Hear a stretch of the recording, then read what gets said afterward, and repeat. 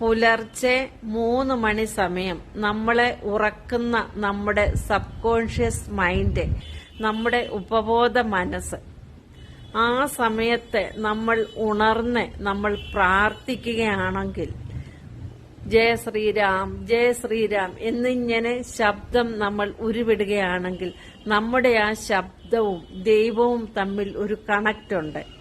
Agent of God. ആ സമയത്ത് നമ്മൾ എന്ത് പ്രാർത്ഥിച്ചാലും നമുക്കത് സാധിച്ച് കിട്ടുന്നതായിരിക്കും.